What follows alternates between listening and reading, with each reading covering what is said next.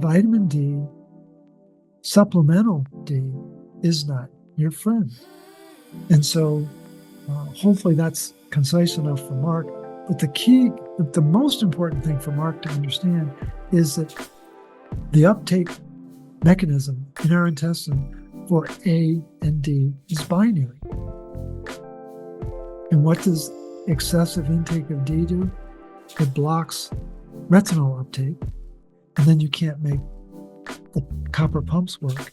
Then you can't make the copper enzymes work. And then we have a real problem with how the body works.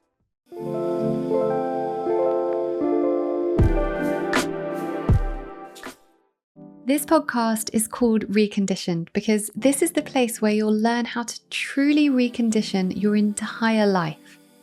Where other wellness podcasts or platforms focus on one particular area of wellness or inner growth, Reconditioned is a one-stop shop for all of it, so that you can get all the information you need to heal and up-level the physical, mental, emotional, and spiritual aspects of your life in one place.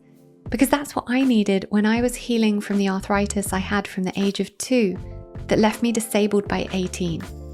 I got myself to a place of complete wellness after a very long journey of immersion into the world of healing, where I learned how to heal the whole self. My purpose now is about bringing that to you, and my Rise membership is an extension of that. For women who want to take their wellness and growth to the next level, there really is nothing out there like it. You'll be part of a global community of like-minded women with access to 14 modules that literally take you through everything you ever need to learn in order to bring your life to a place of balance and abundance. With group coaching calls with me, personalized support, community book club, and so much more. Rise becomes part of your life, your lifestyle, enabling you to thrive in the ways you always dreamed, with me right there beside you, championing you through your journey. It's not always open for enrollment, so if you're hearing this now, it's open and ready for you to enroll. Just go to the show notes for the link or visit laurenvakneen.co.uk/rise.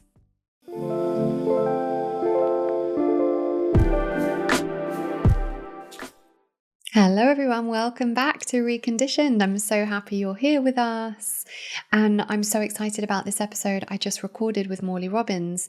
This came off the back of the last episode we recorded, which was episode 138. If you haven't listened to that, I highly recommend going back and listening to that. I recorded that one when I had a really bad head cold, and I remember listening to him, my eyes couldn't stay open because they were so like glazy and watery. So this one I was far more awake and with it.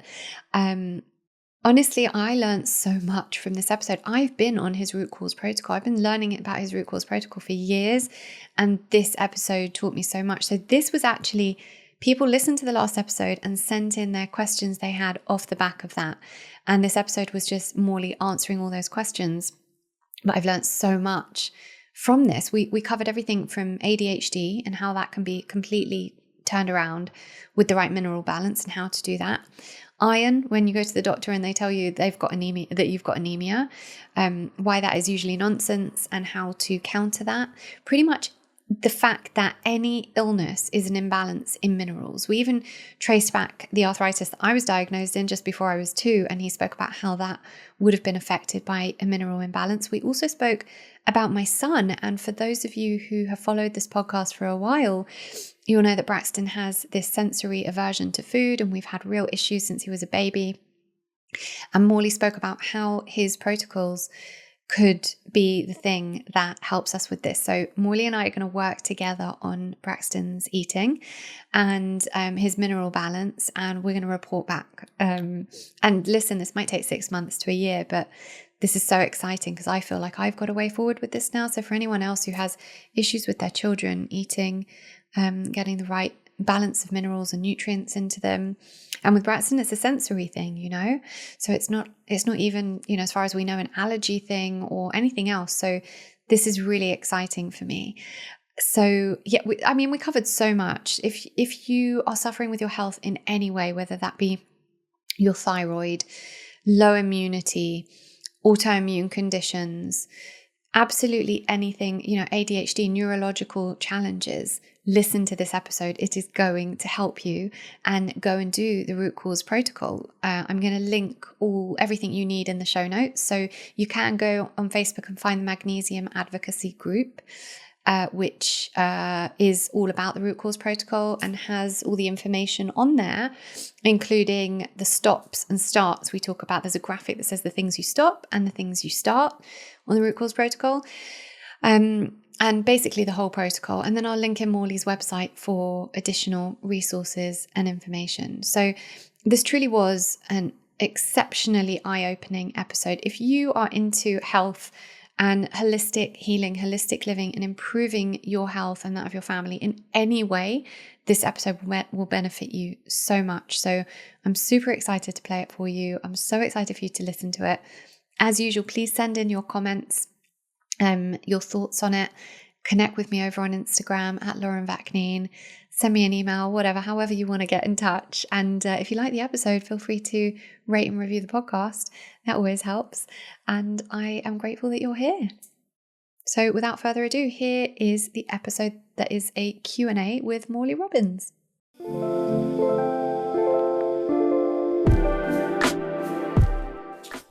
Fun fact, humans take in more information in one day now than they did in their entire lives in the 1700s. No wonder we're overwhelmed. Our brains and bodies simply haven't evolved to manage this level of stress. And until that evolution happens, if we want to be well in mind and body, we need things that help alleviate this stress. For me, one of the key tools in my daily wellness toolkit that does this is the Sensate. And if you've been here a while, you'll know how genuinely obsessed I am with this product. It is a piece of health tech that fits in the palm of your hand, and it basically sends infrasonic waves through the chest to activate the vagus nerve and calm the autonomic nervous system while you listen to the specially composed audio within the app. I usually use the Sensate for 10 to 20 minutes before I sleep to reduce cortisol levels, calm my brainwave states from the hectic day, and send me into a deep sleep. Clients or friends of mine who have a Sensate have told me that their sleep has never been so good. People who usually struggle with sleep just wake up in the same position they went to sleep in. Everyone needs a Sensate, in my opinion, and I particularly recommend it to anyone who suffers from overwhelm or anxiety, and anyone who wants to deepen their meditation practice. And you can get £30 off the Sensate by visiting getsensate.com and using code Lauren30. That's GETSENSATE.com, Lauren30. Thank you so much to Sensate for supporting our mission here at Reconditioned.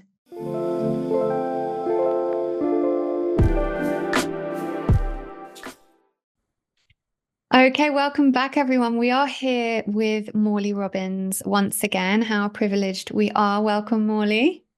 Delighted to be here.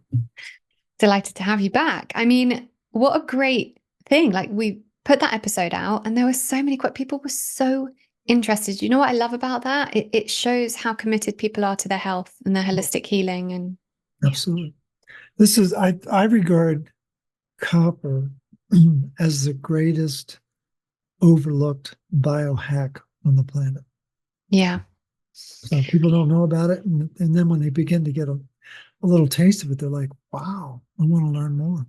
Yeah, I think it made so much sense to people when they heard you talking about it, and they were like, how did I not know about this? Yeah. So let's go straight in and answer these questions. So for anyone who's just listening to this unaware of the last episode, do go back and listen to our previous episode. Oh gosh, I probably should have had the episode number up and ready, but it's last season. So I will put it in the show notes so that you've got it there. But this episode was in response to that, because so many of you listened to that incredible episode, and we decided to do a follow-up Q&A with Morley to answer all your questions. So I'm going to go straight in, Morley. And the first question is from Jay. And they asked, you mentioned whole food vitamin C versus ascorbic acid. I've been following Dr. Suzanne Humphrey's vitamin C protocol for a long time, and she talks about ascorbic acid being okay. Could you please talk us through that? How much time do we have? We've got about 10 questions, maybe more. So, well, I could spend 2 days talking about that question alone. Ascorbic acid versus whole food vitamin C is one of the greatest scientific deceptions on the planet. Mhm. And when you go back into the time machine, you find out that Albert Szent-Györgyi was studying Hungarian peppers, which have whole food vitamin C, and then somehow mysteriously was labeled as the guy who invented or discovered ascorbic acid. That's not true. Ascorbic acid was being made by Hoffmann LaRoche in 1934. Szent-Györgyi gets his Nobel in December of 37. And what's really fascinating about it is that in the 4th of July, us Americans are really sensitive to that date because it allegedly said that we were independent from the Brits. Of course, there's a whole other story about that, but we won't get into that. But the point is, July 4th, 1936. So 18 months before he gets the Nobel Prize, Szent-Györgyi writes a letter to the editor of Nature journal, like picture the pecking order of journals, like the triangle behind my head. There's a journal at the top of that. It's called Nature. Nature is like one of the most highly regarded scientific articles on the planet. And he tells the editor that ascorbic acid does not cure scurvy. Right out of the horse's mouth. That's the guy, quote unquote, who discovered it. And he says it doesn't work. In fact, it's these Hungarian peppers, and it's they called it vitamin P, which was for permeability factor, which we know today as rutin, which is only found in whole food complexes, not ascorbic acid. So picture a car. The basic structure of a car is there's an engine, there's a steering wheel, there's 4 wheels, and there's a cover. And that's the structure of the whole food vitamin C. And the engine of that complex is tyrosinase enzyme, has 2 copper atoms in it.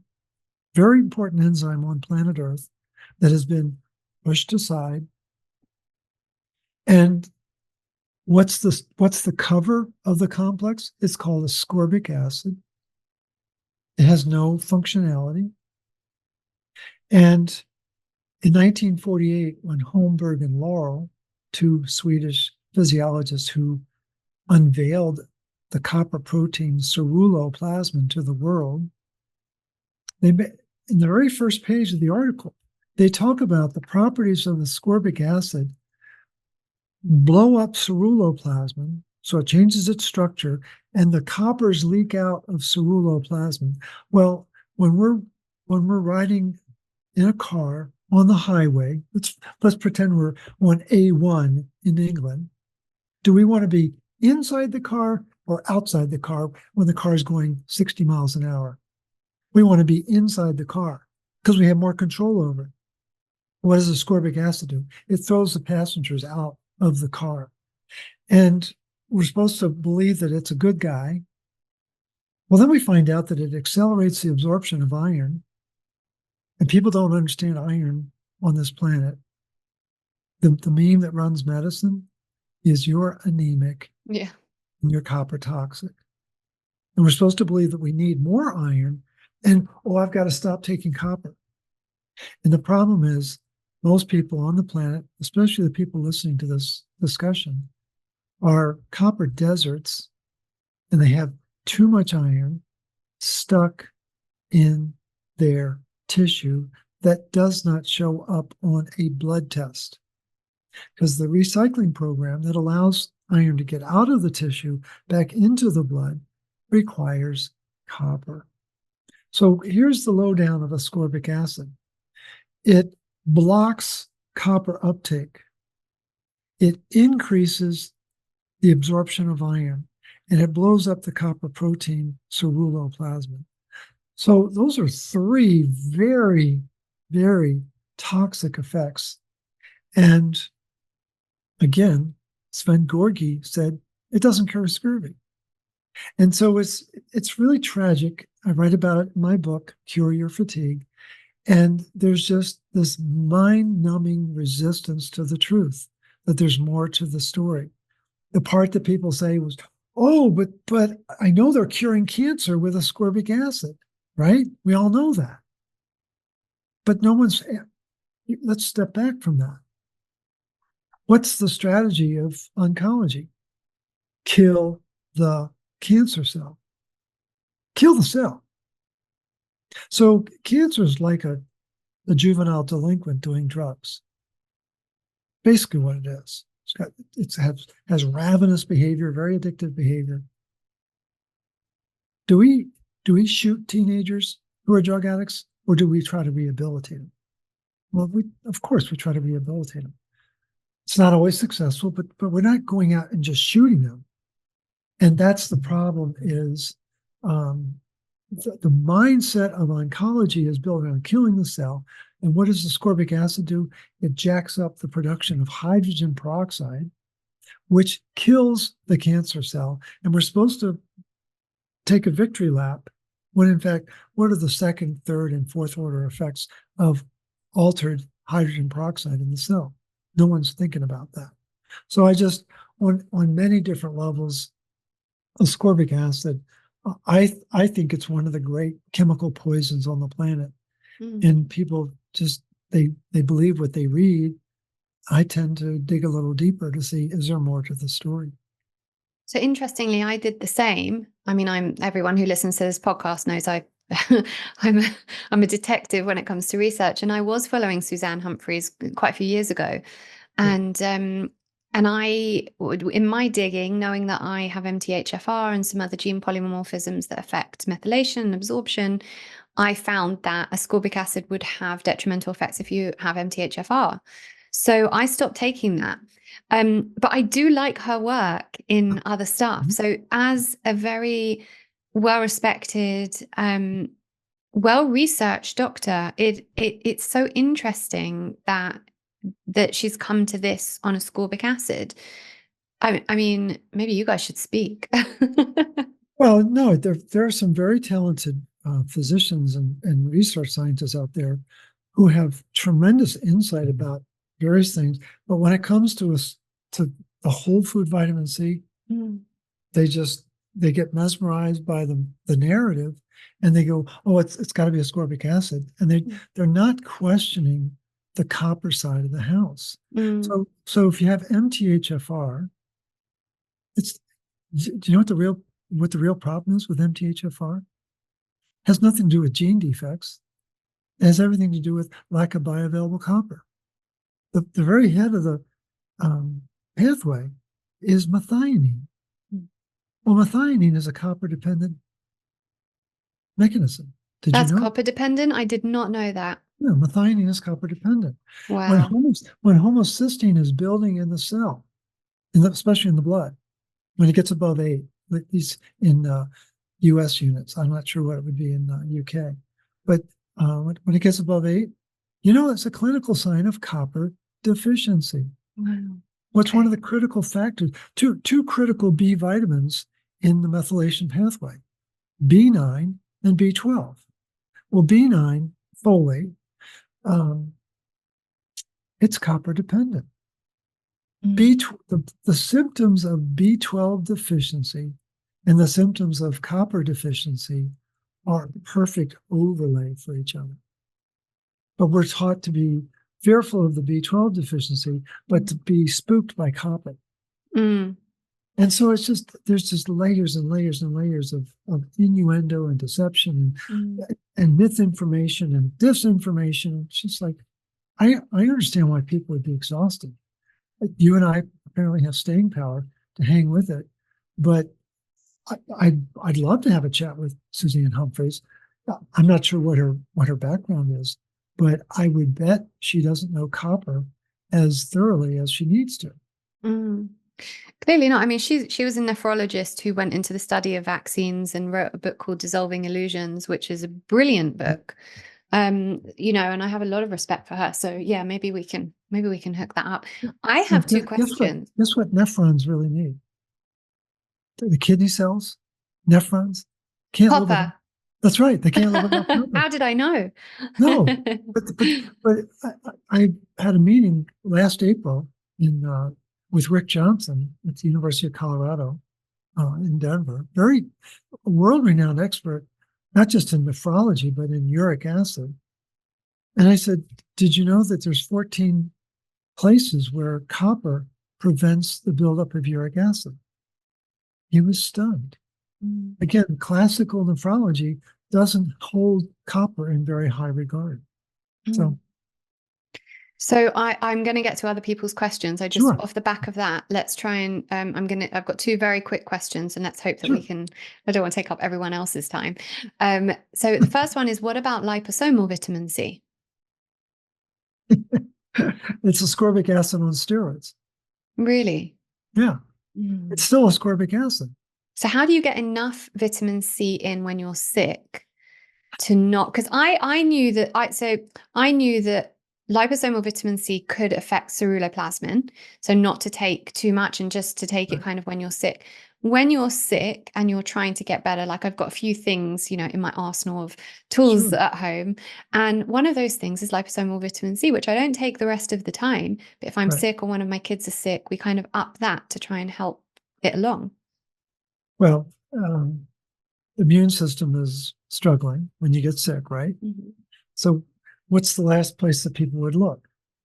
Well, they don't think about the hidden organ called the spleen.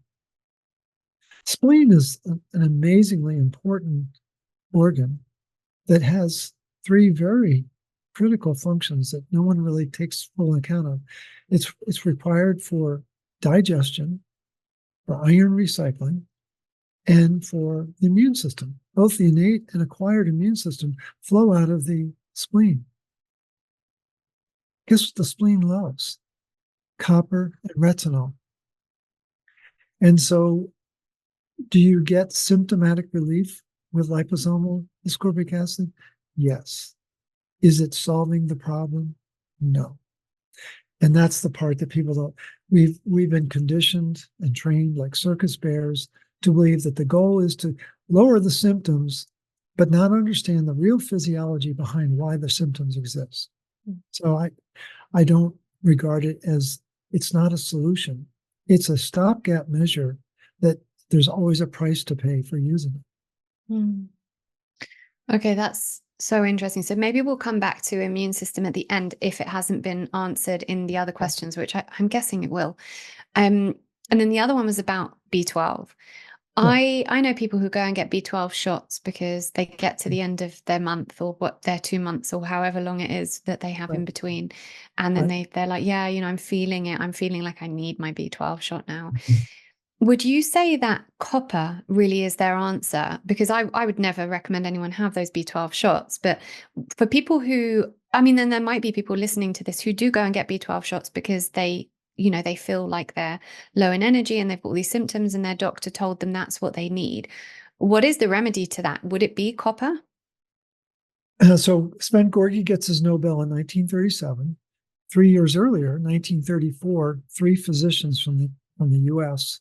got a Nobel Prize for curing anemia and pernicious B12 anemia. And they used the exact same product, all 3 physicians, and they got a Nobel Prize for it. Do you know what they used? Beef liver. Mm-hmm. Beef liver is one of the highest concentrations of copper in the body. Mm-hmm.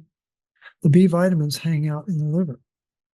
I don't think B vitamins work without copper. And we're supposed to believe that cobalt is what really fires up B12. I don't believe that at all. That's a post big pharma distortion of reality. And so I think the missing factor is copper. The authors,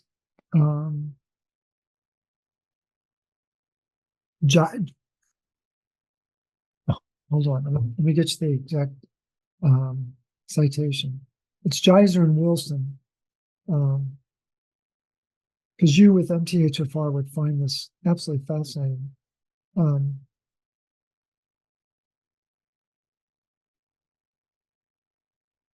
Two articles I would recommend you and your followers to read. Winston and Geiser, Jaiser, 2008, in Medical Hypothesis.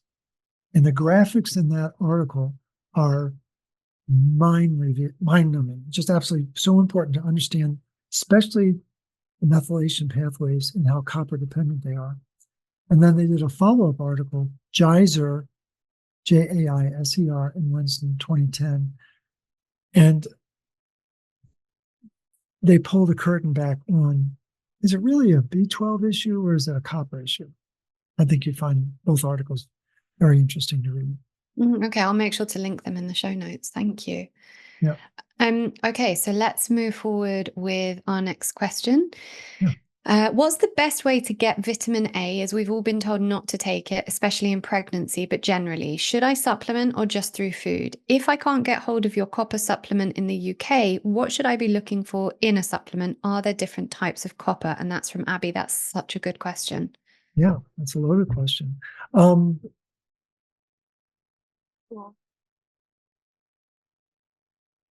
Our ancestors grew up on a farm and they had ready supply of retinol.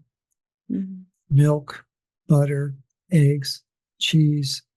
These were the mainstay components of the diet. So heavy cream, butter, but it's got to be grass-fed, right? Free-range eggs, where the bugs are not eating organic soy and corn, they're eating bugs and grass, which is what they're designed to do. Liver is a very rich source of retinol. Do you get enough from chicken liver and lamb's liver, or does it have to be beef liver? Beef liver is more, the fatty acid profile of beef liver is more akin to human fatty acids than the chicken or the lamb. And then the other source, very rich source, would be cod liver oil. But there's over 100 different brands, right? So there's two that we stand behind, Rosita's. I'm so glad you said Rosita, because I've been recommending Rosita for years, and I still recommend it. I spoke to their the doctor who formulated it years ago, and I stand by Rosita. So I'm so glad you said that. Wonderful source. And then so the Rosita's would be a real, it's a Rolls Royce. Mm-hmm. Not everyone can afford a Rolls Royce, but if you want a high end like BMW or high end Mercedes, it would be the Formula IQ cod liver oil, and it's a capsule, and it's amazing how effective it is in bringing retinol, bioavailable retinol, into the body. Outside of, if someone's looking for the copper, I think that Recuperate is now available on Amazon. I think it's also available on iHerb, if I remember correctly. So I'd be surprised if someone couldn't get that. I think we can get it now, but just kind of to answer her question, just in case. There was an issue with customs on it, but I think it is available on iHerb now, so it should be absolutely fine. But I think the question was good in that what are we looking for in a copper supplement, just so we understand. Are there different types of copper? Are there specific copper supplements that when we look at it, we can say, no, that's not a copper that's going to benefit me? So sorry to interrupt the episode, but this really is a public health service announcement. If you're trying to improve or optimize your health, you might be missing the crucial ingredient that most people don't realize they need. You see, it's not vitamin D you need to be supplementing. The mineral we are most lacking and need so much more of in order to be able to synthesize that vitamin D from the sun is copper. Without copper, which gives us retinol, we literally cannot absorb the fat-soluble vitamins A, D, and K. And the iron in our bodies is not distributed effectively because copper is what transports iron around the blood. So it's not that we're anemic, it's that we are low in copper. Without adequate absorption of all these minerals, your health can never be optimal. So many people I've worked with feel like they've tried everything, and simply introducing Recuperate IQ, which is a very specific formulation of copper and other ingredients, improved their health within weeks. It's formulated by Morley Robbins, who created the root cause protocol that hundreds of thousands of people around the world have healed as a result of. I've personally been doing it for 8 years. This supplement is finally available in the UK after years of me trying to get hold of it, and you can now get it at yourhealthbasket.co.uk using code LaurenV10 for a 10% discount. That's yourhealthbasket.co.uk and code LaurenV10. Great distinction. Copper is best absorbed in a fat medium. And what makes Recuperate unique is that it's copper mixed in with food. It's kind of a surf and turf. You've got desiccated beef liver and you've got spirulina. And those are two very rich sources of copper, along with a recognized bioavailable form of copper bisglycinate. So that's the one we're looking for, bisglycinate. Right. Okay.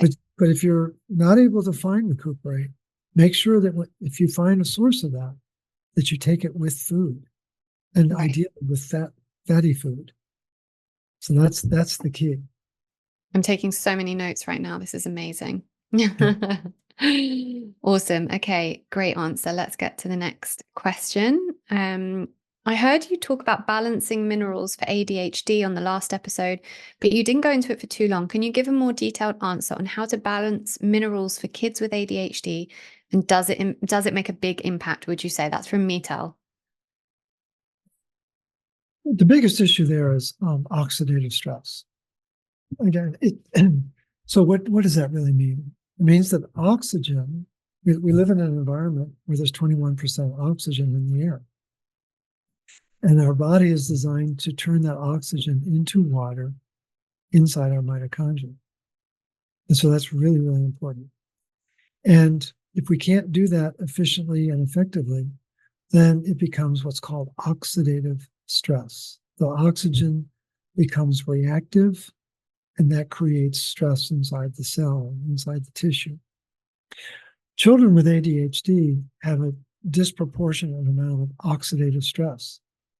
And so they're going to be low in copper, higher in iron. Because the iron is higher, it's going to accelerate the oxidative stress, which is going to increase the magnesium burn rate. Children with ADHD have very low magnesium, constantly burning through their magnesium. And that's just a byproduct of oxidative stress. So the goal here is to bring those three key minerals into balance, but then to support the metabolism as we talk about it in the root cause protocol. Again, what makes the RCP different is we don't diagnose anything and we don't treat anything. What we're doing is we're dispensing common sense. The body needs these key minerals, especially copper and magnesium, to make energy. Can't live without the iron to be the waiter to bring the oxygen, but too much iron is where the problems really originate.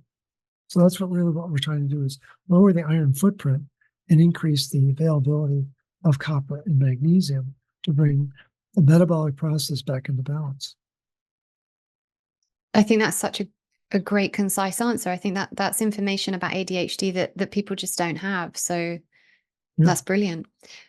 I'm just anticipating responses on that. How would you get those minerals into, say, young children? Say if we're talking 3, 4, 5, 6, what are the best ways to get those minerals in? I mean, we can do transdermal magnesium. What are the options for children who aren't going to eat liver? Actually, they will. You just have to mix it with ground beef. They're very good about that. Again, I think people project on the children that they're not going to like it. In fact, I've got many clients who've learned how to mix them together and make meatballs or hamburgers or whatever, and the kids just gobble it up. They don't resist it. I mean, I personally have a child with a sensory aversion to food, and he, which is, hugely ironic, but he's so difficult, and he won't eat anything like that. I can't get anything that I want to get into him. It's been such a challenge. So let's go to the extreme for people who Okay. have a child like, I mean, my daughter would, but my son, no hope. So then I'd wonder, would he respond to NAET? I mean, I absolutely understand the supersensory aspect, but maybe he's picking up a sensitivity that's legitimate that needs to be cleared. And would he respond to that allergy elimination technique and then be more open to these types of nutritional options? But I just, again, approach it a little bit differently. A transdermal is going to be very, very important. Now there's not only transdermal magnesium, but there's transdermal copper. Awesome. You've got copper cream, copper serum, again, made by Formula IQ. And those are just great options. What I would be curious to know is, with your son, what is his copper iron balance? I would bet he's iron toxic. What are the blood tests for finding that out? Because in the UK on the NHS, it's very hard to get blood tests like that. No, I understand. There's a series of we used to have a panel that was available in the UK, and I don't think it's available now. The company that offered it, I think they went out of business. But there's 12 markers that we look for. We're looking at copper, serum copper, and zinc, and ceruloplasmin, and vitamin A and D. But on the iron side, we're looking at the three key markers for iron would be serum iron, hemoglobin, and ferritin. And invariably, what you're going to find is there's going to be an imbalance there. And the key then is to begin to address the iron footprint that's disrupting the metabolism. I guarantee you that the food sensitivity, anyone I've ever worked with who had food sensitivity had low copper and high iron. He doesn't have a food sensitivity. He's got a very strong gag reflex. So from when he was a baby, he started projectile vomiting every time he tried something new, which taught his brain not to try new foods. And he's 8 now, and he still won't try new foods. Well, we're talking about a very lovable guy who's 8 standard deviations from the norm. And that's the challenge, is trying to understand copper iron metabolism in a body that's 8 standard deviations from the norm. It's like, I'm convinced that there's an energy dysregulation. There's I'm sure his limbic region of his brain is sensitive, hypersensitive. And again, that's a function of lack of energy and too much iron. And it's, do I have 100 children that I've, quote, cured? No, but I've worked with hundreds of moms who have had this challenge, and I don't envy you, but I believe that it's an issue that can be resolved. It's just going to take some persistence. And is he older or younger than your daughter? Older. He's older. Okay. So then I'd be really curious about what was the stress going on in your world when you were pregnant with him. If something was going on that would have led to his metabolic imbalance that he's now expressing. So were you taking prenatal vitamins? I was taking methylated ones, seeking health. My pregnancy was great, other than I had placenta previa for a little bit, and I was on bed rest for 12 weeks, but I managed to move it up. I had a water birth with him. He was back to back, so it was a 24-hour intense labor, but it was still natural. I had, because obviously I'd been in remission from the arthritis for quite a few years by the time I gave birth to him, but I had a flare up of it not long after. You had a flare up of what? Of the arthritis. Because I got myself into, I had arthritis from the age of 2, got myself into remission at 29 through my holistic lifestyle. Right. And but it flared up from, I'm assuming, the postpartum hormones. And do you want to know why it flared up? Did I lose too much copper during the birth? Yeah. There's a download. The last trimester of the pregnancy, there's a massive download. So as adults, we're supposed to have 100 milligrams of copper, ideally. And at birth, we get 70 milligrams from mom. It's an enormous amount of copper coming out of the mom. And most women today, in the modern era, don't have the mineral mass that their great-grandmothers had. So you downloaded a lot of copper. And so if you had arthritis at a young age, was it rheumatoid arthritis? Mm-hmm. Okay. So copper's here, iron's here, in rheumatoid arthritis. It's not a disease. It's a mineral imbalance. So then I would begin to wonder, do you have siblings? Mm-hmm. Are you the youngest? No, I'm the oldest. You're the oldest. So then your mom was under stress when she carried you. Yeah, we've actually traced this all back. I mean, she had a virus after she gave birth to me in the hospital. She couldn't hold me. She couldn't breastfeed me. So for 2 weeks, she didn't hold me, and I wasn't breastfed. And then it was the measles rubella vaccine at 18 months that was the catalyst. So what do you think the vaccine did to your copper status? So interesting. So interesting. Well, but it's important for people to understand that the challenge we've got in this situation is copper, bioavailable copper status is truly an Achilles heel, but it's microscopic. The amount of copper we need in our body, 100 milligrams, fits on the head of a 1-inch stick pin. It's a very tiny amount. And then we are flooding our body with iron. And it turns out that copper is the general and iron is the foot soldier. And that's a really important, you always be in the military to know that generals are more important than foot soldiers. And so I've been intrigued by this for a couple of years now. And I finally broke through the barrier. Here in the States, by law, we have 242 generals in the U.S. Army. And by law, we have 440,000 troops. Those are the grunts. So 242 are telling 440,000 what to do. And the ratio is 1,818 to 1. There's 1,800 grunts to 1 general. Inside the red blood cell, this is fascinating. At least I think it's fascinating. But inside, every second, we've been talking now for almost 30 minutes. So every second of every day, we have to turn over 2.5 million red blood cells. Okay? It's a lot of red blood cells. Mm. It's 200 billion in 24 hours. Wow. And so one red blood cell has 1 billion atoms of iron and has 740,000 atoms of copper. Guess what the ratio is? 1,500 to 1. Wow.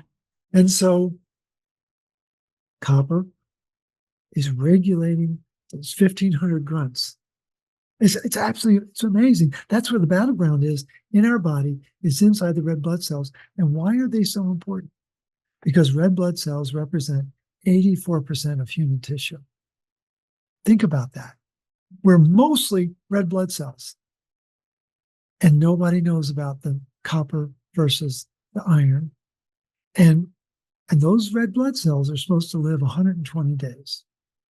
And a famous team, Harriet and David Gershon, they were famous hematologists at the Israel Institute of Technology. They studied the aging of red blood cells for 25 years. And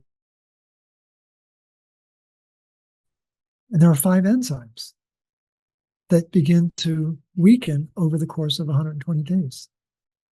Guess how many of those enzymes have a relationship with copper status? All 5. Yeah. So I don't know. Maybe we should be a little more focused and preoccupied with copper status. And I'm really mindful of your situation as a mom with a very hypersensitive son. I believe there's a metabolic explanation for that it's not a, quote, disease. And again, in the course of our conversation, we're not going to get down to the nitty-gritty truth of it, but I think there's more to the story. And So here we go. So while I've got you here, I'm going to take advantage of this, and I'm doing it for me, but I'm also doing it for all the other mums listening who have similar. It's great. I love it. What would you do? What would your protocol be from now, from where I am, to a kid that has a nutritionist as a mother, has never eaten a vegetable, and finds it very hard to try new foods? Even to eat an apple is really hard for him, and that happens once every so often. So what would you do? Diet? What is his diet? What's his diet? So jacket potato, like a baked potato with beans and cheese is his favorite. He will have meatballs every so often, maybe once every 2 weeks I can get it into him. Right. And then he's basically a potato. He lives on potatoes, everything potatoes. So chips. So I make him chips with coconut oil in the oven. And then it's pasta. I give him raw milk every morning. So I put cacao in that and a little bit of honey. So that's kind of, he used to have a smoothie, which was amazing because I used to be able to put so many superfoods and all sorts in there, but he won't have that anymore. So he has a cup of raw milk every morning, which is great. He has an omelet maybe once every 2 weeks, if I can get it into him. And he has, he loves, we make schnitzel, like breaded chicken breast, basically. This is the only way I can get organic chicken into him.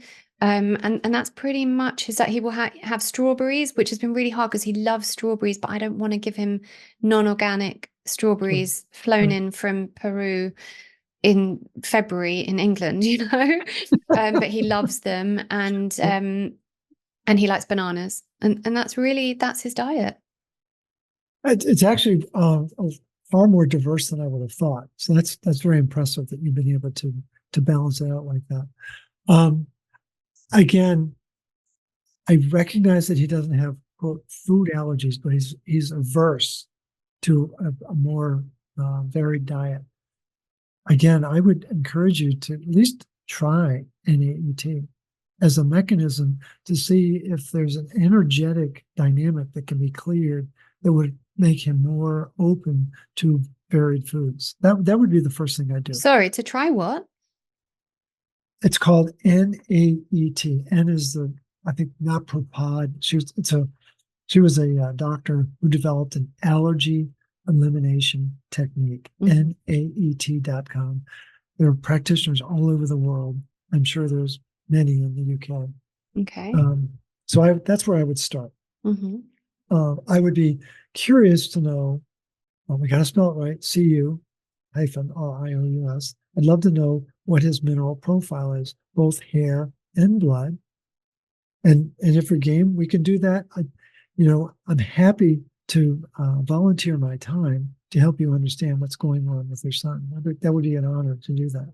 That's so kind. Thank you. So I think, to me, playing in the background is a mineral imbalance that creates oxidative stress that's disrupting his normal metabolism, his optimal metabolism.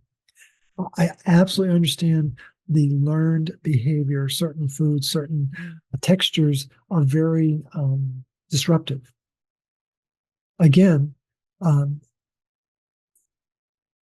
whole concept of E equals mc squared that we're all familiar with. We act like we know what Einstein was really trying to say. But energy to mass times the speed of light. Well, I've changed it into energy equals structure times function. And so the structure and function of his passageway has been altered due to a lack of energy. And so he's very sensitive to certain foods as a result of that. Again, the woman who pretty much runs the root cause protocol, her name is Kristan Kershaw. I'm just the pretty face. She's the brains of the outfit. But she's down in Australia, and her youngest daughter, she has twins, a boy and a girl, twins, and then another child.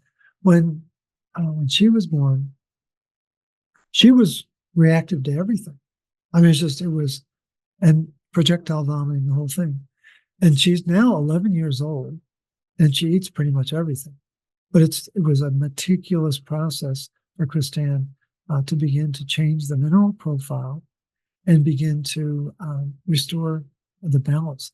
I'll be happy to send you her contact information, and maybe the two of you can begin to sort out on a much more practical level, what did you experience and what are some key steps that I can take? Again, I think that I would operate from the assumption that there is a path. And I understand now, 8 years in, you're pretty much like, it's hopeless. It's Yeah, very we frustrating. felt we've tried everything. I know from my own healing from the arthritis that you've never tried everything. There's always something, Sure. but it's always about coming into contact with the people who have that information. So I feel like maybe this could be a process that we go through, and then we can do another episode to see Absolutely. That'd be how great. it went. Yeah. I can tell you that rheumatoid factor is reactive to iron. Mm. So you were born with too much iron. And what happened was the vaccine that you got blew out your liver. Mm-hmm. And it's tragic to think about a 2-year-old suddenly having arthritis and that everything was dormant into your 20s. And then you got pregnant and you began to experience mineral gyrations that you didn't know about. Mm-hmm. So again, I recognize it's easy to be the armchair quarterback and say, well, what about this? What about that?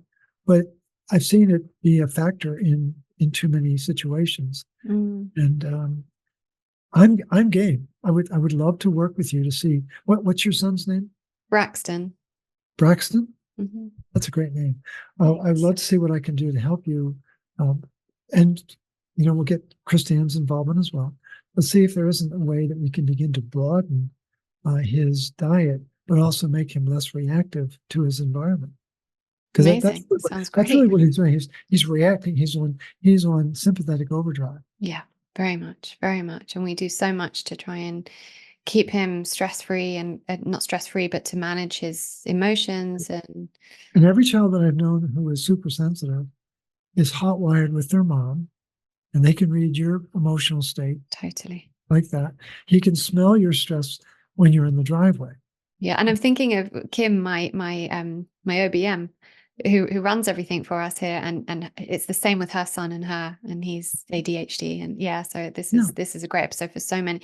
I'm so grateful for this, and we're gonna work through this. It's exciting. Thank you. All right, but meanwhile, let's give some other people a chance. So I'm going to read a question from Erin, who says the root cause protocol suggests taking cream of tartar, but I've heard mixed reviews of whether this is good or not. Could you explain more about it and why you feel we should take it? We need more potassium. What people don't realize is that the preoccupation with taking supplemental vitamin D, it's not a vitamin, folks, it's a hormone. It's a very powerful hormone. But in 1962, Dr. John Ferris, a professor of medicine at Yale Medical School, I don't know, I think it's a pretty good school. He published an article in 1962 talking about supplemental D causing renal potassium wasting. I bet Suzanne Humphreys would know about that. So when potassium leaves the cell, guess what it invites in? Iron. And so we don't get enough potassium in our diet. We think we do, but the daily need is pretty high. And we have a lot of factors that are undermining it, like supplemental D, which people should not be worrying about. And there's different forms. Cream of tartar it's a very popular form. It's an easy form, but it's not the only form.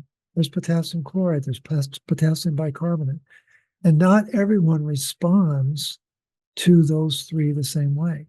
I don't know why. So what we encourage people to do is try and see how you respond to the different forms. The cream of tartar, I think a lot of the criticism is more urban legend than real. And so I just encourage people to have an open mind. And if you're concerned about it, or if you react the wrong way to it, try the other forms. And so we're coming into potassium season, because that's what summer is all about. All those squashes and fruits and things that we're eating have a lot of potassium in them. And so it's just, take advantage of that. Mm-hmm. But I think you're wise to, in the dead of winter, don't import as you as you were cautioning, don't import strawberries from Peru. That doesn't make sense. Mm. So I think that the key is potassium has a significant role inside the cell. That's where magnesium and potassium are found in highest concentrations. That electrolyte balance is very important to keep the chemical and electrolyte balance in proper harmony. And calcium and sodium are outside the cell. And that dynamic tension is really what creates the electricity that runs the body. Okay, great answer. I was wondering if Morley could discuss the impact of taking copper on those with genetic hemochromatosis, i.e., will copper assist those with these genes prevent iron buildup, or can copper exacerbate the problem? That's from Petra. Yeah. It's a great question. Yeah, that's a wonderful question. I was just, as you were coming on, I was reading an article, and they were talking about how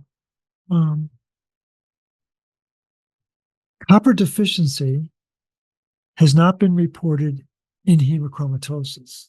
Well, that doesn't mean anything. Anyone with hemochromatosis, I would argue, has a copper deficiency.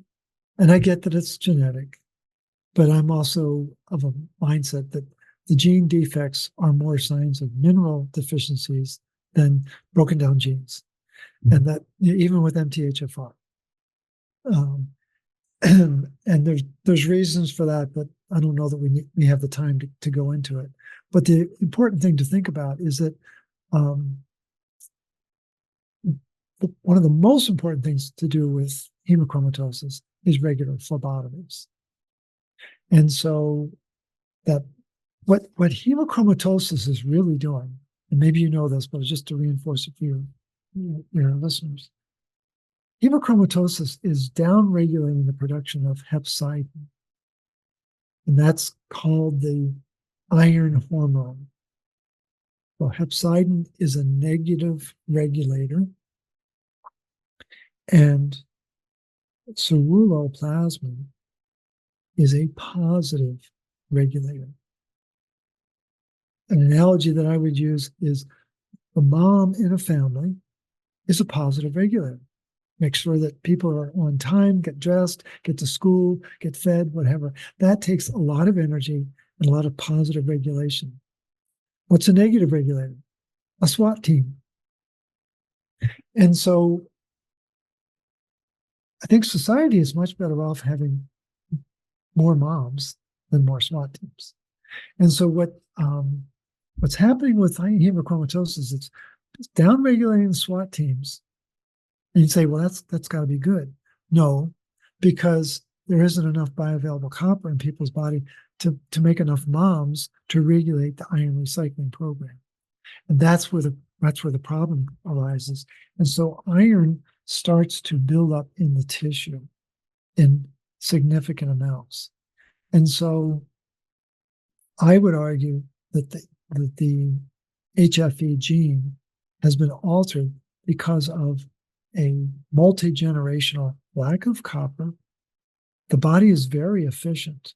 The body senses, well, we don't seem to have enough of this particular mineral. Let's start to downregulate things. And one of those is the HFE gene. So I think that people would benefit from the copper, especially if they're doing regular phlebotomies. To stay on top of that iron level, you're not just going to be getting rid of iron when you do a blood donation. You're going to get rid of a lot of minerals and nutrients. So you've got to be very mindful of that going forward. And the two that would be really important to restore would be copper and magnesium. But all of the B vitamins and vitamin A and vitamin E, things like that, those are the mainstay components of the RCP. So I think that people need to have an open mind. And I don't know that taking copper is going to cure your hemochromatosis, but here's the inverse of it. I have a client, just came across her situation a few months ago. She did not have the hemochromatosis gene. She had 3 iron infusions. Okay. She now has the hemochromatosis gene defect. Wow. Well, that tells me that there's oxidative stress behind gene defects. If you're not born with the problem and you acquire it after 3 iron infusions, then there's a metabolic explanation for these gene defects that people are living with now. Which really opens up the whole conversation on epigenetics even more. Absolutely. Totally opens it up. And one of my mentors was got his MD and PhD at NIH, which means he's pretty smart. And he had a private audience with Dr. Watson of Watson and Crick fame, famed DNA scientists. And Dr. Watson said, "So what do you want to know, Russ?" And Russ said, "I want to know about the immutable, unchangeable nature of genes." To which Dr. Watson burst into laughter. And he said, "Oh, Russ, that's for the little people. They're turning on and off all the time." Mm-hmm. And we've got to blow up this idea that the genes run everything. You're introducing epigenetics, which is environmental factors. But what's above epigenetics? Energetics. Mm-hmm. Energy of the cell and the tissue dictate what the environment's going to be like, which are going to dictate what the genes are going to do. So we've got to completely change our understanding of the dynamics behind these defects. Yeah, absolutely. And I think that's the case for all of these genes that people get worried about. Yep. And what does worry do?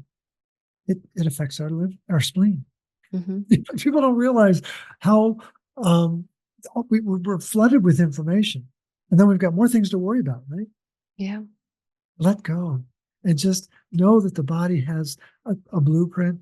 There's a wisdom to our body. It needs certain nutrients. And when you introduce those nutrients, the body says, "Thank you. Now get out of the way. I know what to do." Mm-hmm. Okay, so Mark says, can you give a concise explanation for why you don't recommend us supplementing with vitamin D? And if we don't take it but live in a cold, cloudy country, the best way to get enough and absorb it? So I think you explained the first part of that question earlier, but the answer to what if we live in a cold, cloudy country, we're all looking for that. So again, you are operating under the mindset that vitamin D is the sunshine vitamin, right? It turns out that the sun is important both for stimulating the production of vitamin D, but it's also critical for the breakdown, the conjugation of vitamin A into retinoic acids, RXR, or the retinoid receptors, and things like that. So let's turn to our ancestors. Do you think clouds just came on the planet in the last couple of years? No. Well, it's debatable with the chemtrails. No, I know. There have been environmental factors that have changed, but it's not uncommon to have greater cloud cover in the winter than in the summer, right? And so what is vitamin D? It's a storage molecule. It's stored in the liver. And it was actually Weston A. Price who figured this out, that the highest amount of vitamin D is in the summer and the lowest is in the winter. Why would that be? Why would the body want to have high D in the summer and low D in the winter? Turns out that vitamin A is a light sensor and vitamin D is a light filter. Vitamin D is sunglasses. It's very different than a sensor. Sunglasses block the light. That's their job. So why would vitamin D be high in the summer? Because there's too much light. And so we need to block that. And why is it low in the winter? Because it's going to let as much light in as possible. And the liver stores this hormone, and it stores up to 6 months worth. Again, the body is really smart. Mm. But what did our ancestors do, especially those who lived up in the Scandinavian countries? What's the diet? The diet, fish livers, cod liver oil became the mainstay of their diet. And what does it have? It has both retinol and vitamin D. but in a very unique concentration. There's 10 times more retinol than there is vitamin D. Do you think that's an accident? No, because in my world, retinol is 100 times more important than vitamin D. And so we've been triggered, trained. People don't realize how we have been manipulated with information, and we think we need more D. No, you don't. You need more balance in your life. You need more nutrient balance in your diet. And what makes copper bioavailable? It's the nutrient retinol, which becomes retinoic acid, a very specific form, 13-cis retinoic acid. What does it do? It fires up two copper pumps, ATP7A, supposedly called the Menkes form, ATP7B, the Wilson form. Kinnear Wilson discovered this conflict in 1911 in London. Did you know that? I did not know that. he was a nephrologist in London, and so the thing is, the vitamin A fires up these two copper pumps. ATP7B loads copper into ceruloplasmin, very, very important function. And ATP7A loads copper into all the other enzymes you've never heard about. You don't know about superoxide dismutase. You don't know about lysyl oxidase. You don't know about cytochrome C oxidase. And we can go on for an hour just naming the enzymes. So nobody knows about that. They just know I need more D. And it's propaganda, folks. I've got a mastermind class. You can buy it on the Root Cause Protocol website, rcp123.org. And I go on for an hour and a half explaining the research and the science that you've never heard about, that vitamin D, supplemental D, is not your friend. And so hopefully that's concise enough for Mark. But the most important thing for Mark to understand is that the uptake mechanism in our intestine for A and D is binary. And what does excessive intake of D do? It blocks retinol uptake, and then you can't make the copper pumps work. Then you can't make the copper enzymes work, and then we have a real problem with how the body works. Interesting, because the one thing that Braxton has always taken, I've always given him, managed to get it into him, is Rosita cod liver oil. And I think, and I've always said, I say this all the time to my friends on my Instagram, I talk about it all the time, how I believe that's been the thing that has kept, thank God, his immune system strong. We see a biological dentist. He can't believe how good his teeth are considering what he eats and also what he doesn't eat. Right. And I put that down to the cod liver oil. Yeah, no, it's amazing. But again, it's the cod liver oil is firing up, especially the copper, and there's two macro axes in the body. You have a copper fat axis, especially vitamin A, and then you have iron sugar axis. They're diametrically opposed. Don't you find it curious that there's a lot of sugar in our diet, and that people are averse to fat, low-fat diet? I sit in Starbucks when I do my research, and I listen to people one after another ordering skinny lattes. Skinny, yeah. People are terrified of fat because they still believe that the fat is going to cause heart disease. And that's simply not true. We've known, the world was taken hostage back in 1955 when Eisenhower had his first heart attack, but it was actually in 2016 when they absolutely blew out the cholesterol causes heart disease. That was abolished in 2016, and people are still buying into that program. I think it was a lot to do with the Weight Watchers Slimming World, all that kind of stuff from the 80s and 90s, telling mostly women, you can lose fat here, count your points. Diet Coke is 0 points. These sugar-free drinks are 0 points. Fat-free yogurt, only a few points. Get everything fat-free, sugar-free. Don't eat an avocado, don't eat a banana, don't eat, a piece of salmon, or and I think that was these groups was all made such a manipulation. huge influence on. And I've actually always said, because we've seen such an increase in early onset dementia, especially in women in their 50s, 60s, and 70s. And those are the women who were, around during that. They were kind of in their 20s and 30s during the 80s and 90s when this was really prevalent. And I don't think that's a coincidence. No, it's not. Not at all. And when you really get into neurodegeneration, there's a violent disconnect between bioavailable copper and iron accumulation in the brain. And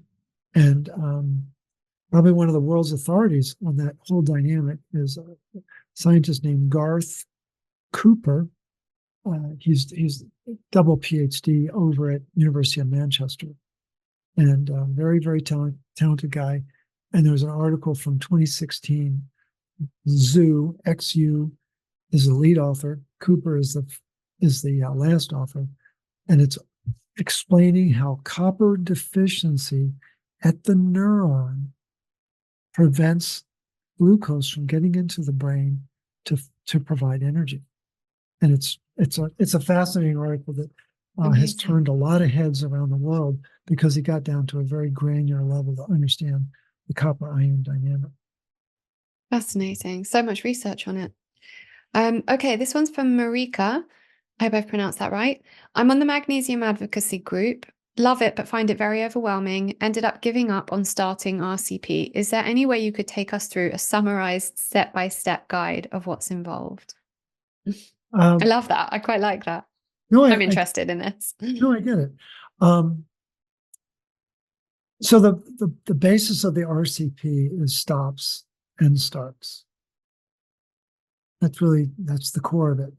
And what people need to do is, there's a graphic of that on the group, the stops and the starts, isn't there? It's quite, yeah.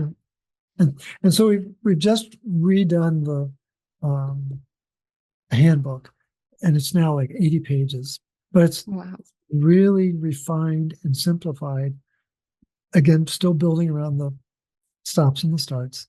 But I think what people have to do is surrender to, there's method to our madness.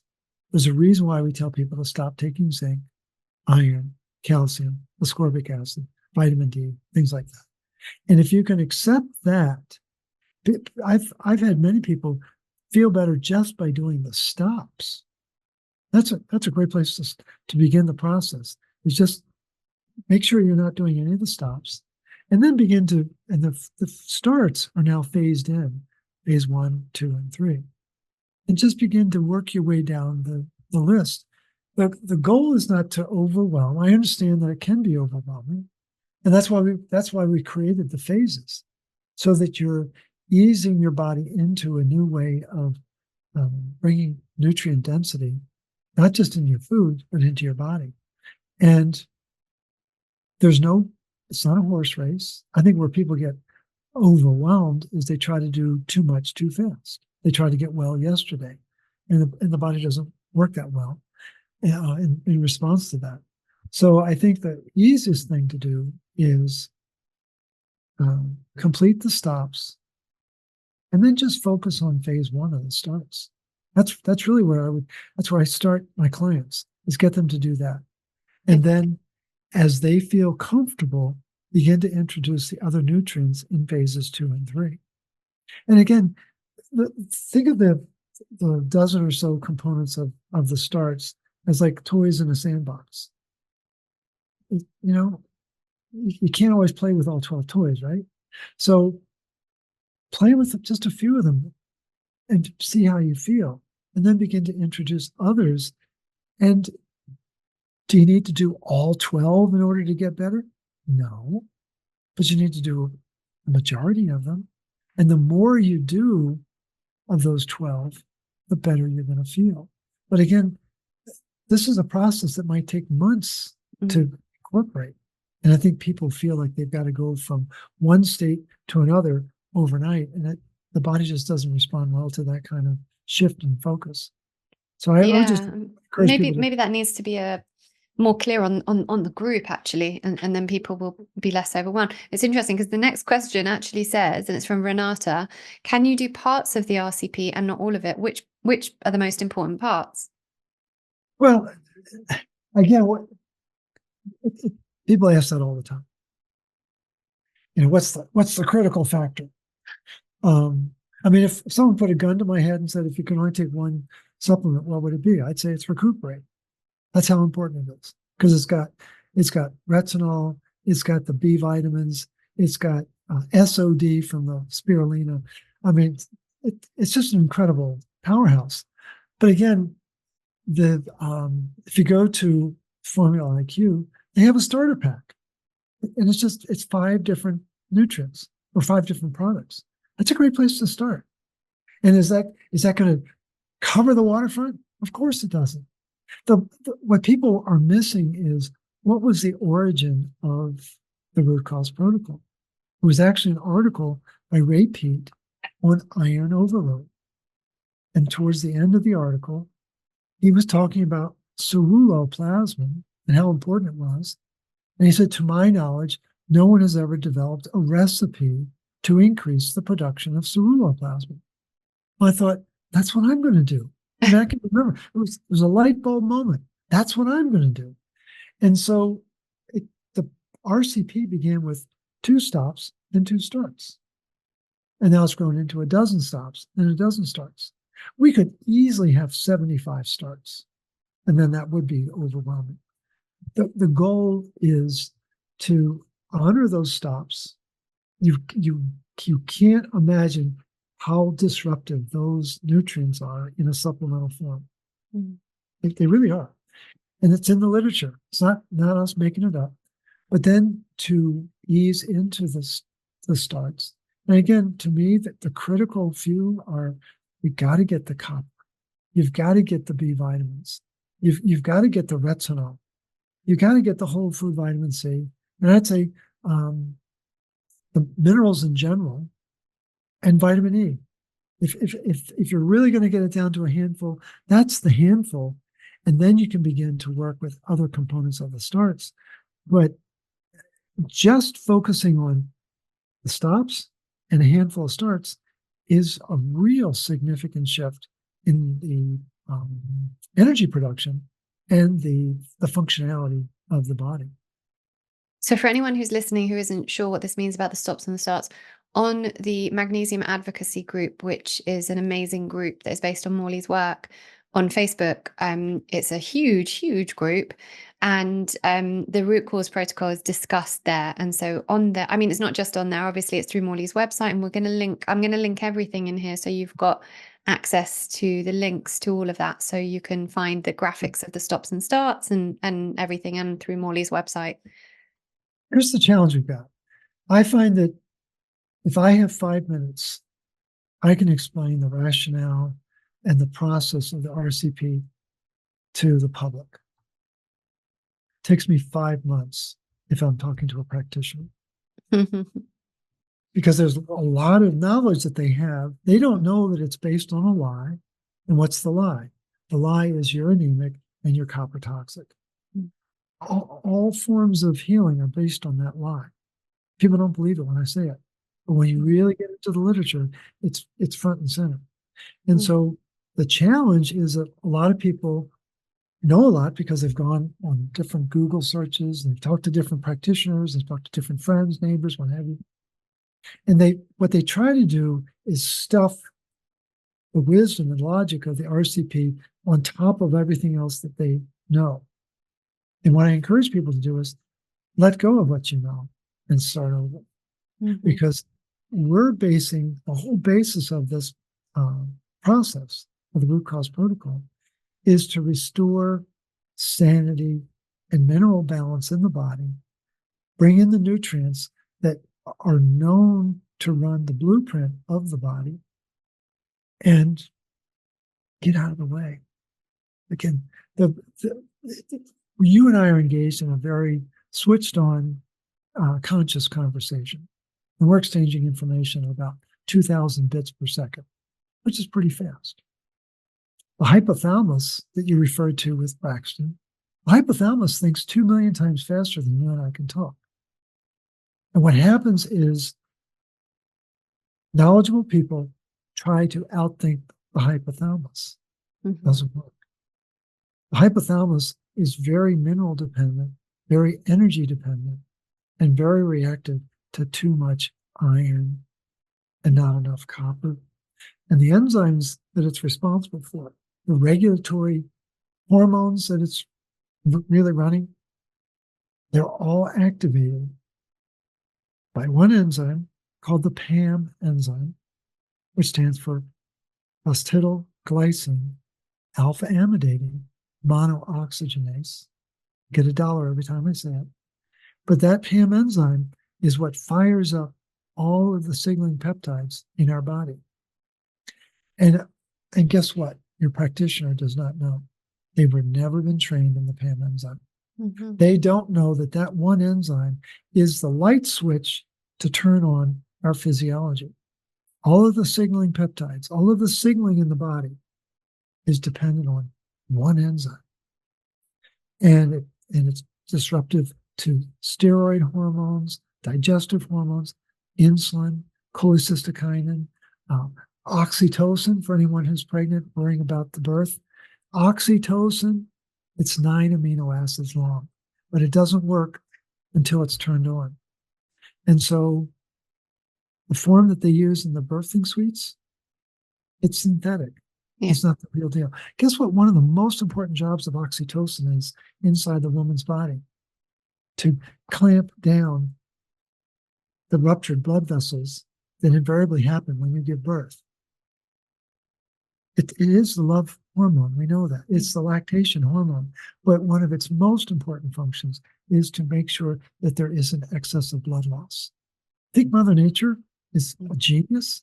I think she is. Mm-hmm. And so because we don't know how the body works, because we don't know how the signals are presented and regulated and maintained, we get lost in the verbiage of the narrative on the internet.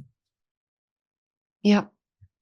Yep, absolutely. Okay, this is an interesting one. Let's see where this goes. It's from Sheena. Sheena or Shrina. I'm not sure. Sheena or Shrina. I'm vegan. My whole family is vegan as we're Hindu and it's part of our culture. I do believe in what you talk about and I want to do the RCP, but how can I get balance and still uphold my beliefs around eating animals? Yeah, no, it's probably the Achilles heel of the protocol. Is we haven't developed the biggest factor is the retinol, the animal-based vitamin A. What I would share with Gina is I've got 25 vegan clients taking beef liver, desiccated beef liver, and cod liver. I've also got clients taking it. Yeah. And that's like vegan clients. Yeah. Absolutely respect your food choices. Don't want to get into a religious war over this, but there are so many metabolic pathways that rely on retinol, and I know that there are like phytoplankton that did or they do produce retinol. I don't know whether that's been farmed at a level that we can actually take advantage of. That's really the one opportunity is that there may in fact be a plant-based source, but it's going to be a unique source and it's not going to be easily found. So I think that it is the one downside for the vegan community is that they're inspired by it, but they're offended by it, and so we don't have a good answer. And I apologize for that. And if anyone can identify a really viable non-animal based form of retinol, bring it on. I can't wait. And one of my very dear friends is from India, vegan, and he finally gave up and said, I can't find it. I'm going to do the RCP. And now he's my age, who's early 70s, and his entire adult life He's been a diabetic, but he has more control over his body and his energy level now, having done the RCP, than at any other point prior to his to that experience. And so he was willing to make that trade-off. But that's a choice that each person has to make on their own. Is Yeah. what is your break point for your principles versus your physiology? I think is really what it comes into. That was a big thing for me growing up in a kosher household. It became, for me, everything's health first. Right. So I choose to eat organic meat over, proper organic grass-fed meat from a, farm that I know, over kosher meat. That every time it's going to be my choice. Like I'm never Right. gonna make a choice. I understand why people do. Like I get there's no, judgment on that. My question for you is just based on off the back of Sheena's question. If someone like Sheena was to decide, because I do have a few clients who are plant-based, but they do take beef liver capsules. If they felt that they could manage taking the capsules, recuperate, or beef liver, or whatever of the capsules, would that be enough? Or do they have to be eating the meat? Oh, that's a great question. Um, I mean, it's a step up. If it's better than nothing, right? yeah, the thing here's it's one wonderful question. Here's the hidden factor for the vegans. Um, one of my most challenged clients was an adult vegan of two vegan parents. She was in her 60s and she was struggling.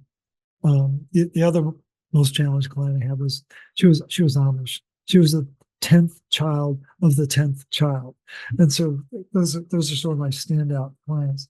But the lack, it isn't so much the lack of the animal protein as it is the lack of the animal fat, Mm-hmm. especially the fat-based vitamins that are so important. And like like wheat germ oil is an amazing source of vitamin E. But like if you're worried about vitamin K, I would get it from emu oil. Again, I wouldn't do a synthetic one. Then we're back to A and D, and again, I think we're back to cod liver oil would be your best source. But I think that the key is that it's the vegans who don't have enough retinol, real animal-based vitamin A, that fires up the bioavailability of copper to regulate iron. And what happens is the iron dysregulation in their body is what contributes to a lot of their symptoms. And they're not aware of that. And it isn't a lack of meat. It isn't, oh, I didn't get enough, red meat. It's, I didn't get enough retinol. Mm-hmm. And so I would really encourage people to be open to the desiccated route with the cod liver oil and kind of rationalize that I'm not eating an animal, but you're getting the benefits of the nutrients from that animal. Yeah. And if people can manage that, that's a great Yeah. compromise. Where are we? How much magnesium should the average woman and average man be taking? And are the types of magnesium you should take always different depending on your needs? I currently take a malate glycinate mix in the morning, but nothing else. That's from Orla. Yeah. Basically, what I did was I took the formula that Mildred Seelig developed many years ago, 10 milligrams per kilo. I don't know the conversion into stones. I'll let you do that. That's okay. We can do kilos as well. We can manage that. But for us Americans, we focus on pounds. So it's 5 milligrams per pound, 10 milligrams per kilo. And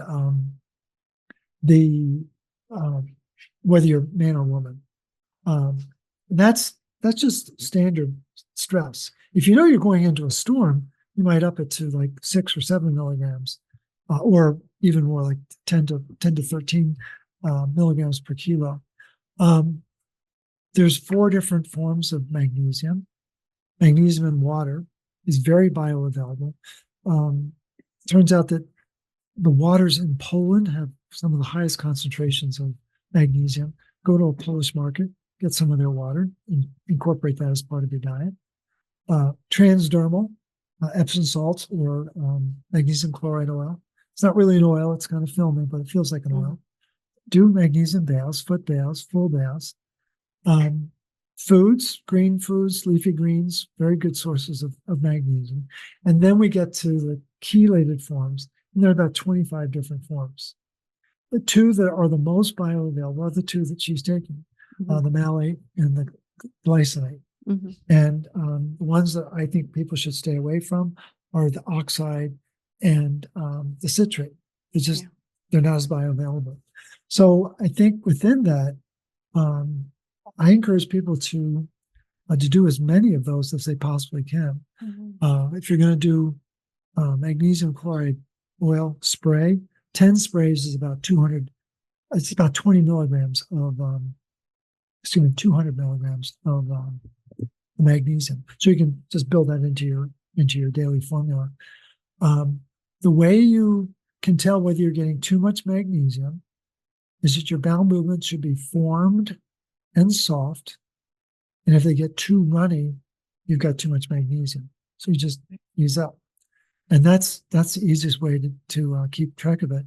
But again, if magnesium is basically a chill pill, when you're facing a lot of stress, when we become magnesium deficient, it's like the world kind of closes in on us. And it's like we're wearing night vision binoculars, and everything becomes bigger and brighter than it really is. And that's a body overreacting to its environment. Magnesium removes all that and allows you to have your perception of the situation is much more balanced, less sympathetic, more controlled, and you get better outcomes. What's the best one to take at night? I also take magnesium. I also take malate and glycinate. I have taken a mixture with threonate as well. But what's the best to take at night to help with sleep? I find that people tend to enjoy the glycinate during the day and the malate at night.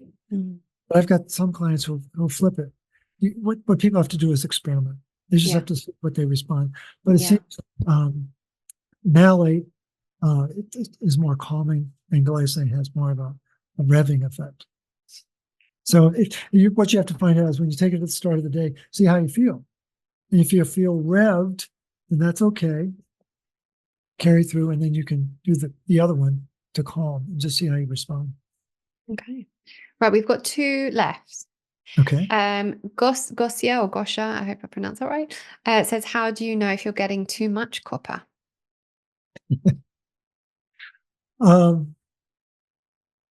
You're winning too many Olympic gold medals. So basically you can't take too much. Well, we live in a very twisted world. We know that now. In the 1930s, our ancestors were eating a diet that was delivering 4 to 6 milligrams of copper a day. 30 years later, 1960s, a generation later, the average person was getting 2 to 5 milligrams of copper a day. Now, in the modern era, in the post-modern era, we're very smart, and we're told that 9/10 of 1 milligram of copper is considered enough. That is ludicrous. Let's layer on top of that changes in farming practices and changes in food processing. Farming has introduced glyphosate, which is a copper chelator. Food processing has introduced high fructose corn syrup and tyrosinase inhibitors.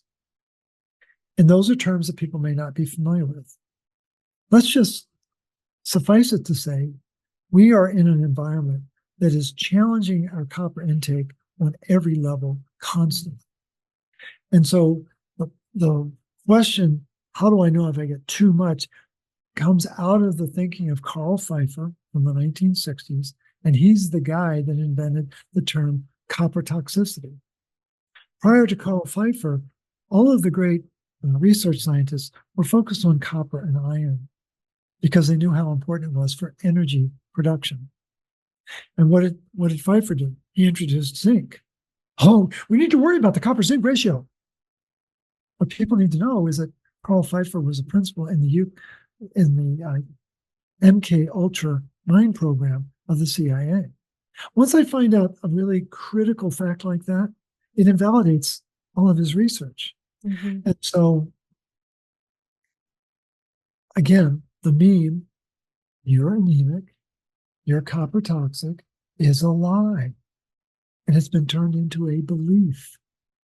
The three-letter word lie is in the word belief.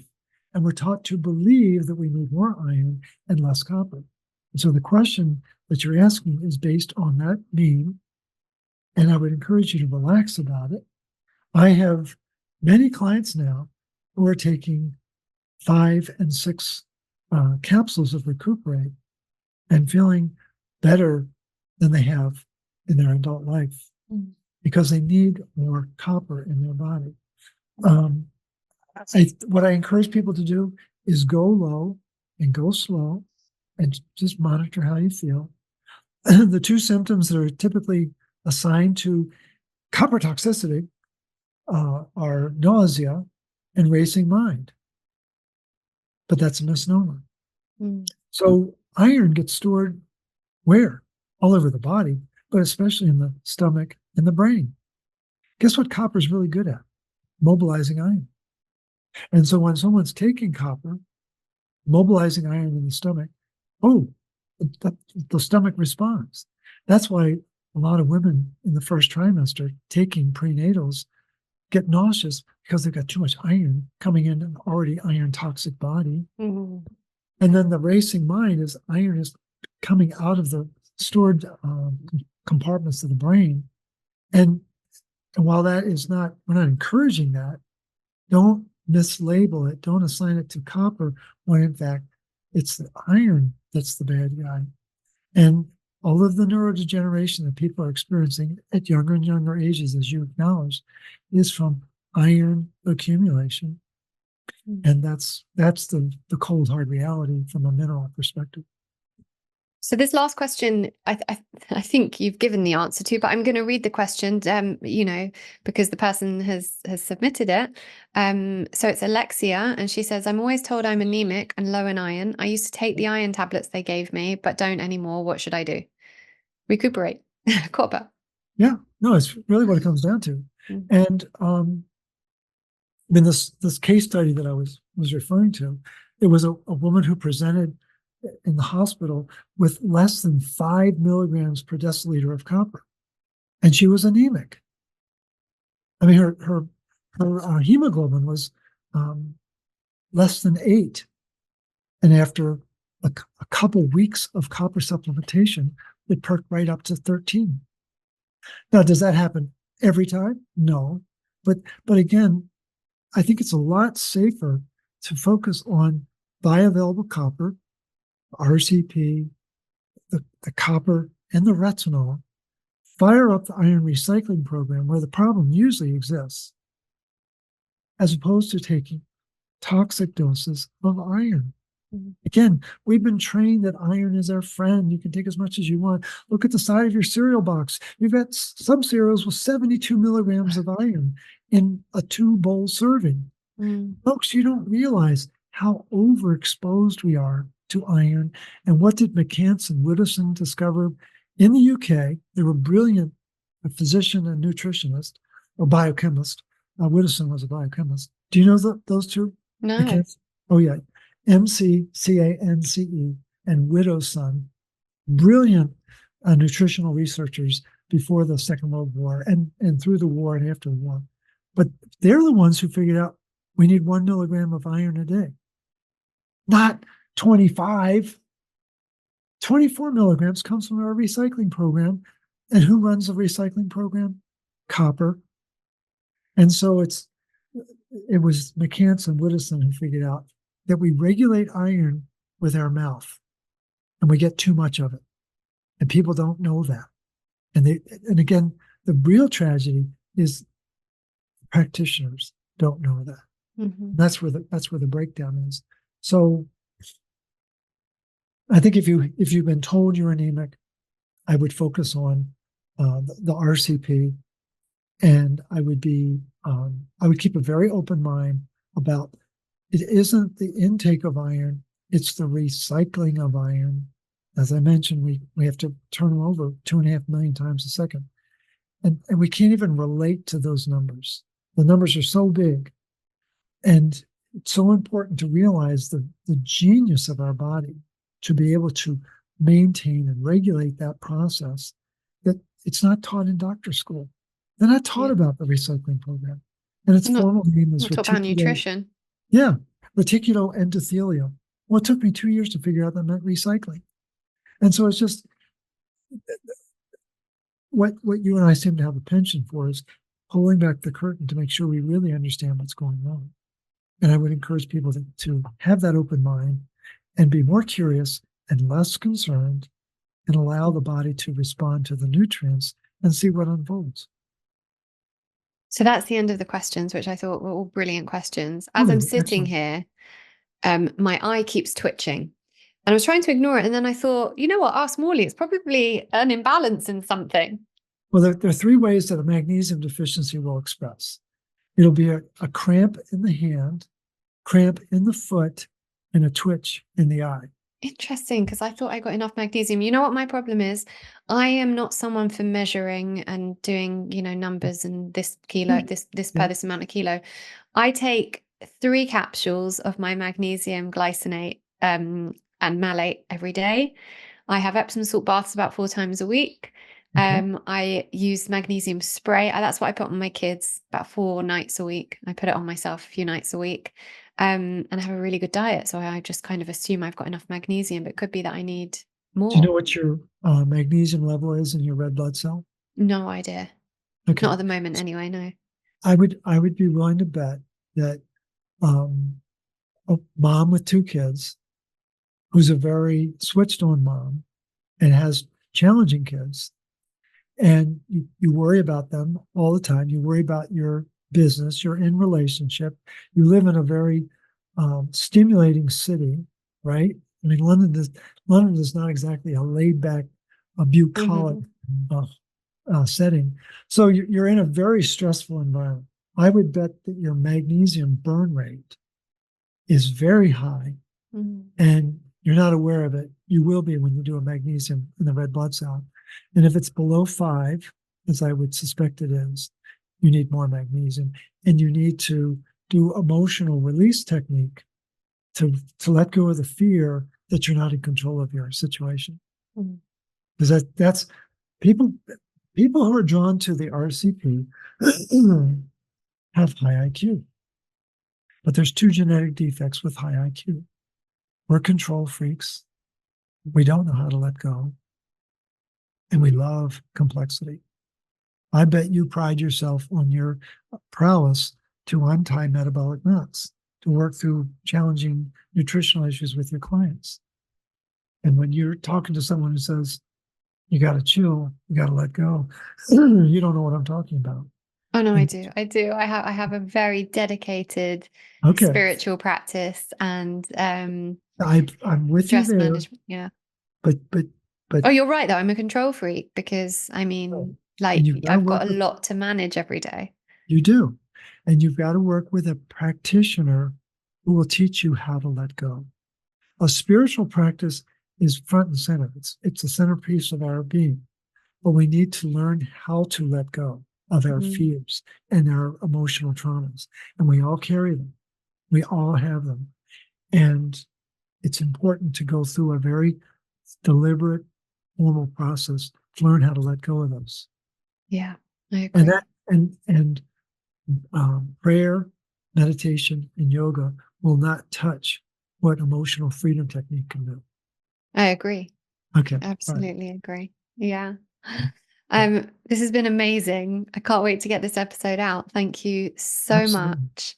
And let's work on Braxton and see what happens and come back, because I have so many listeners who message me about his challenges, because so many people are managing the same. So I think that this could be something really special.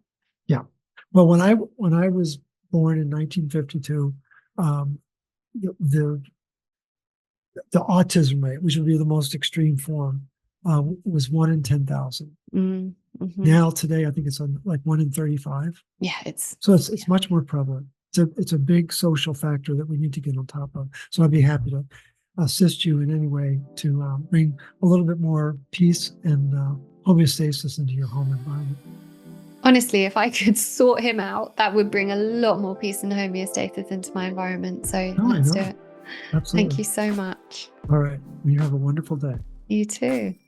I hope you enjoyed this episode of Reconditioned. I am honestly so grateful to each and every person that tunes in. Thank you also for taking responsibility for your own well-being. You should know that just by choosing to listen to podcasts like this that further your well-being, you're moving more deeply into abundance consciousness. Now, don't forget, I have a bunch of free resources over at laurenvakneen.co.uk, as well as every recommendation you could ever need in regards to your well-being on the LV Recommends page, all categorized for your ease. Thank you also to our sponsors. These episodes would not be possible without them, so make sure to check them out and get some pretty awesome discounts on the show notes. And of course, make sure you're subscribed to the podcast so that you can get updated each time a new one is released. Thank you. I appreciate you.